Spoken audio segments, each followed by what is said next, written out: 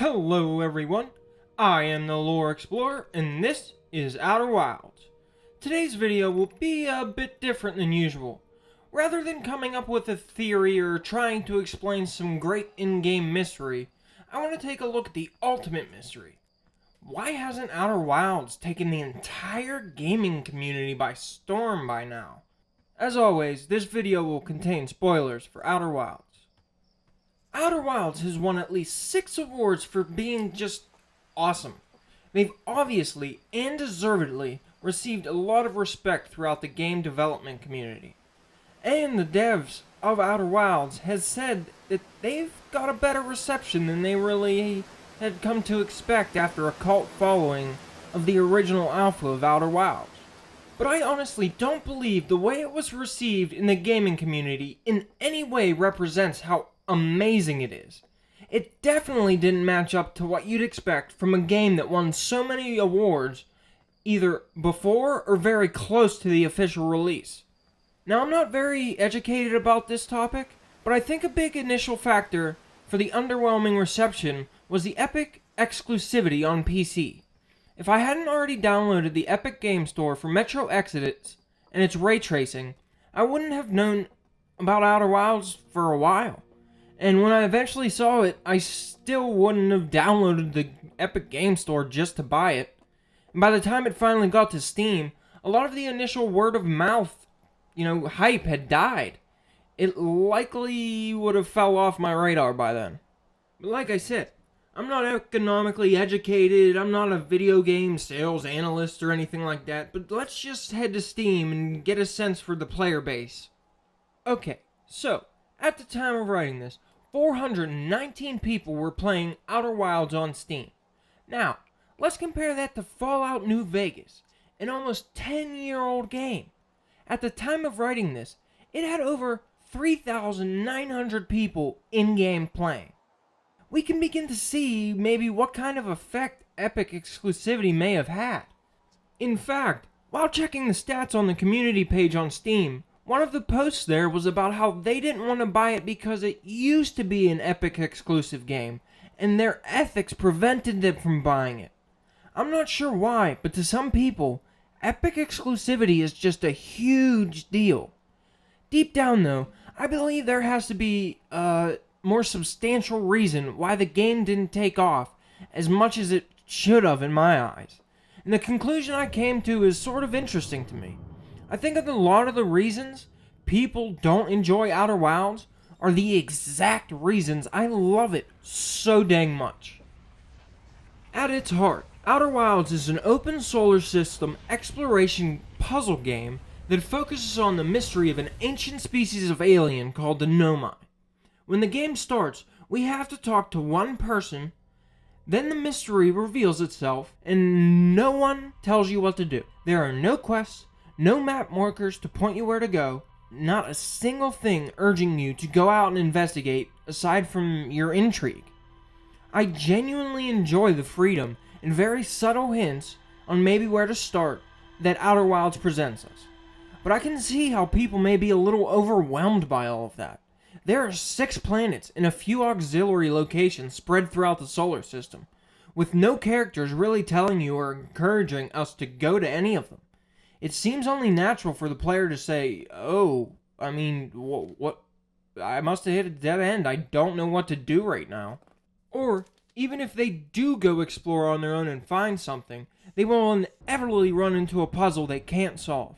Imagine trying to get to the core of Giant's Deep. That's the first thing you explored is this giant current that won't let you any further. You go talk to everyone in hopes to get a hint. You finally somehow manage to get your way to Feldspar and ask them, hey, you got to the core of Giant's Deep, how did you do it? And they say something along the lines of, I don't know bro, that feels like cheating to tell you. It's like, what? I'm dying every 22 minutes, you don't understand. Just tell me what I need to know, dude. And that brings us to another thing inherent to the game that people may not enjoy so much. The 22-minute time loop. Every 22 minutes, our sun explodes, and we have to restart the whole thing. When that happens, we have to ride the elevator back to the ship, put our spacesuit back on, or we gotta do it all over again when we get out because we'll die because we forgot our spacesuit. Then we get back in the seat, and then we have to fly to where we were to pick up where we left off. This can all take a few minutes each time. If you're not a very patient person, this is super annoying, especially since just about everything you do in Outer Wilds is important. So no matter what we're doing when the sun explodes, it feels like something super important was just interrupted. With some patience though, it turns out you can get a lot done in 22 minutes, and the relatively small amount of time the elevator, seat, flight routine takes is washed away by the exploration and fun you have. Especially once you reach the true ending, the 10 or so minutes spent there are so impactful, it absolutely floods out all the time I spent on that dang elevator. Something else I adore about the game, but I think annoys a lot of people, are what they normally refer to as the controls. They say they feel fine at first, but after flying around for a bit, it feels kind of non-reactive or spongy. But that has nothing to do with the controls. This is actually a result of the developers of the game putting realistic spaceflight and Newtonian mechanics simulations into the game. When using your jetpack or ship, when you start up or try to move, everything reacts right away, because that's how it would be. It feels responsive. But once you get going and try to stop, you have to kill all the velocity you built up. Since that takes a while, most people mistake it for non-reactive controls. It makes them feel like, hey, the game isn't letting me stop. Oh no, I'm smashing my ship into this planet. Oh no, I'm dead. Oh wait, no, I can turn around, but my ship's gone. Well, that sucks.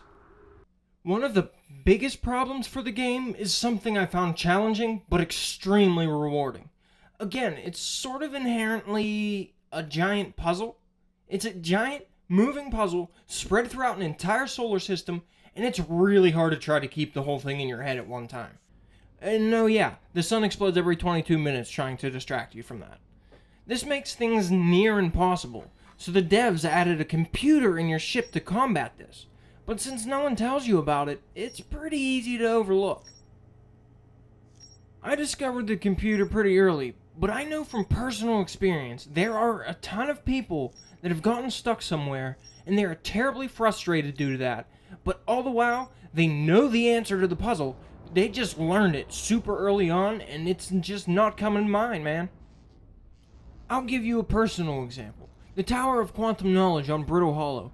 I got so frustrated because I could not get inside that tower. The answer is super simple, and it's like integral to Brittle Hollow. It's the first thing you find out about Brittle Hollow, and I knew about it. I tried everything I could think of to get inside this ding-dang tower, when the answer was to just sit there and wait while Hollow's lantern breaks the surface like, Hollow the lantern does. Then it would fall into the black hole below, which would expel it from the white hole very far away and in 0G in space, and we could freely explore it then. I just had a hard time keeping all of those roles in my head at once when I needed them. But when you're finally able to do it, when you finally figure it out, you're very satisfied that everything fell into place. Another reason I think Outer Wilds gets written off a lot is it requires patience out of the player. We have to be willing to wait for time-based events to occur. For example, the first step in solving the final puzzle is to go to sleep and wait. How exciting. And the sleep feature was added in an update. Originally, the first step was to simply wait 4 or 5 minutes for the sand to drain off Ash Twins, and inconveniently, just enough time for you to suffocate would happen before that event occurred, so you had to be near your ship. Not that I'm mad or anything. I would often find myself just standing around for minutes at a time, just waiting for something to happen, for a path to open up, or sometimes literally, for the planets to align. I shouldn't have to explain why that doesn't make for the most exciting gaming experience. I always did sort of get annoyed when I was forced to wait, for 4 minutes for sand to fill up a hole, especially when I had to record a scene there and keep going back. But I always found that during gameplay, wherever the path led was usually worth the wait. I'm not exactly sure what to label this one, but the fact that there is no real explanation for everything you've been through, no mysterious being at the end explaining everything, no slideshow with nice music replaying everything you've been through and how it all connects, if you were anything like me, you read all the little different signs in there and got the 4, bits of info, and you still had 1,000 different questions. Which, I mean, hey, that's not inherently bad, right? It just wasn't a good feeling. I wanted answers, which led me to eventually become the lore explorer, to try to help people who felt like I did and wanted some answers about what the heck they just experienced. But not everyone uses YouTube or Reddit or Discord. I'm sure some people just went, how many different drugs went into that nonsense ending? And just left the experience frustrated. They had no idea what they just witnessed. And it's really hard to enjoy something when it makes no sense to you. But, I mean, to some people, pondering on things is fun. Now, I don't think I'd enjoy the game if it sat me down 14.3 billion years later and laid it all out for me. But as it is, you can end the game asking questions like, why did the eye need to blow up our sun to cause a time loop? And yes, that's an actual question I've gotten on YouTube. Or believing the impact from the interloper causes a supernova. Personally, I enjoyed figuring all of this stuff out, but I imagine normal people don't enjoy studying digital universes like I do. And with nothing in the game ensuring us we understood it all, it's hard to enjoy it for what it actually is. The time loop aspect of it is the only issue I see for a lot of people that isn't something I just love. But even with that, what the time loop adds to the game story-wise is just spectacular. There are a few more things I think are underappreciated about the game that just make it that much more special to me. The writing and world building in this game is just excellent.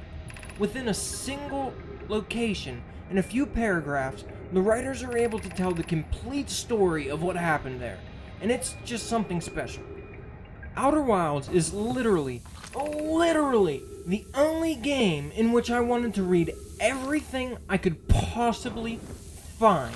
Not a single log, let alone word, was wasted. I've honestly never seen text used in such a way. Short logs or conversations written helped so much to allow me to fully immerse myself in the Outer Wilds universe. You are able to fully envision the events described. It's just something I've never seen in another game, honestly. We sort of touched on another thing I think doesn't draw the praise it deserves. The effort put into simulating an accurate universe governed by real-world physics and Newtonian mechanics is something that just adds a lot to the game for me personally. There are countless examples of this.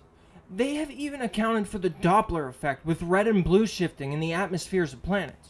And speaking of a planet's atmosphere, aerodynamic resistance is this thing. We are able to use the atmosphere of a planet to aerobrake and slow down in our ship. We are actually able to use real-world physics to achieve stable orbits around planets. For Giant's Deep, we have a few options. Achieving it normally is possible, but it's sort of rough. But if we just land on the orbital probe cannon and then jump off, we're left in a roughly stable orbit, in just a little bit different than the orbital probe cannons. Or we can use the quantum moon, visiting it, then making it disappear with a picture of our ship. Once we get back in the ship, we are left in the exact orbit around Giant's Deep that the quantum moon was in. So you can sit there all day. But I think the best example of how accurate the simulation is are the Nomai shuttles. I'd say about 90% of the people who try to fly the Nomai shuttles just point it right at a planet, and if you do that, you're not gonna have a successful flight. There's a 50-50 shot your flight is just a one-way ticket to the sun. This leads most people to believe you just can't fly the shuttles. But if you actually apply real-world orbital mechanics, you can fly these bad boys just about anywhere. It's a ton of fun to fly around in Nomai fashion, but for most people, orbital mechanics isn't something they just know. So they don't have the option to have the fun the game offers you.